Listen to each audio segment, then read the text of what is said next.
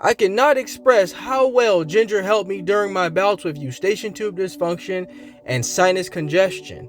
It really pulled me through really bad moments where I was on the verge of really being so plugged up that I had to actually go to the emergency room.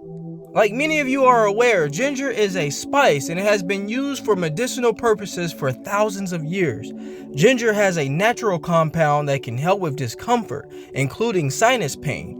When I was dealing with this issue, I cannot express how bad my sinuses were when dealing with Eustachian Tube Dysfunction. It was like almost I would have one good day and then I would have 6 or 7 bad days. Well, when I would stop putting all the bad sugar and the bad foods in my body and switched over to healthy foods as well as incorporating ginger in the tea, I started to really feel better. The credit to this natural spice is that it's an anti-inflammatory, which can help reduce some of the swelling throughout the entire body.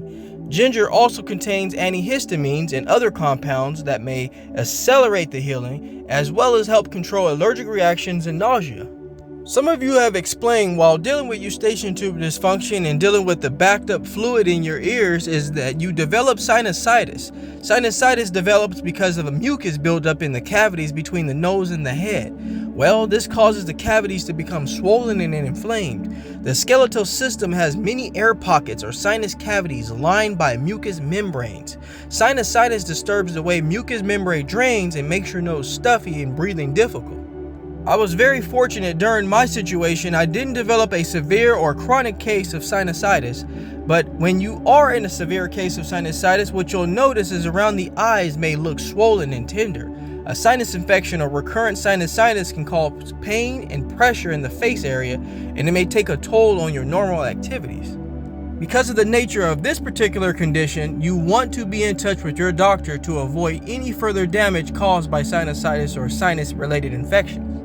But I will tell you firsthand, ginger was really a major game changer in my quest to finding healing again. I always made a simple ginger tea.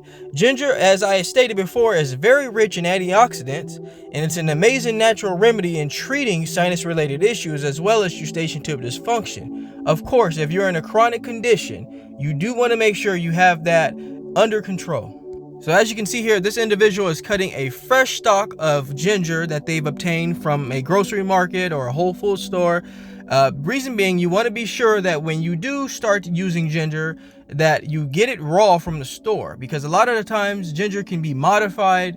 It can have additives if you are buying a spice that's not organic, or you're particularly getting a drink that says it has ginger in it. I will be honest with you, a lot of the times those drinks don't really have a substantial amount of ginger in it, so you're really only getting a small portion. So you want to be sure to get the natural ginger, so that way you can ensure that all the properties have been met. So it's very simple. You take the ginger and you'll throw it in some boiling hot water, let it sit over about 5 or 10 minutes, and then you would simply just put it into a cup. Once consuming ginger, you'll see that it starts to really clear out your nasal passages. Now, a lot of you are really dealing with nasal problems because of Eustachian Tube Dysfunction, because of tinnitus, because of TMJ. You're not getting the relief you're looking for, and ginger is going to be a great way for you to incorporate it. Now, I know a lot of you are using nasal sprays, and that's perfectly fine if your doctor advised you to do so, because your condition may be more severe, may be more at a point where it's harder for you to find relief that way. So if you are on a nasal spray, be sure to continue doing what your doctor has advised. But if you can wean off the nasal spray and start incorporating ginger and doing it consistently, you will notice that your sinuses will start to heal.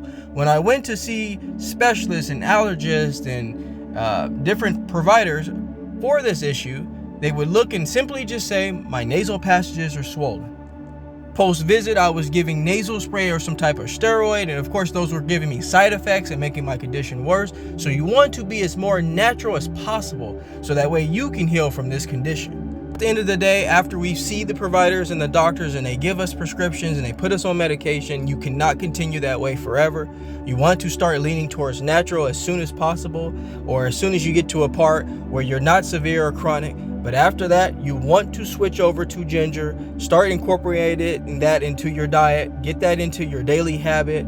You can put it in a cold drink, you put it in a hot drink. It's going to be very beneficial. Alrighty, my wellness people, that concludes our topic for today. I'm going to go ahead now and step out of the Jaye Wellness Studio and leave you in good hands with this video. I ask you all to subscribe to my channel so you can get the latest, greatest health and wellness videos, motivation, yoga, and meditation. But before I let you go, I'd like to leave you with one thing. Being well is feeling well. Feeling well is doing well. Doing well is living well. Take care, everybody.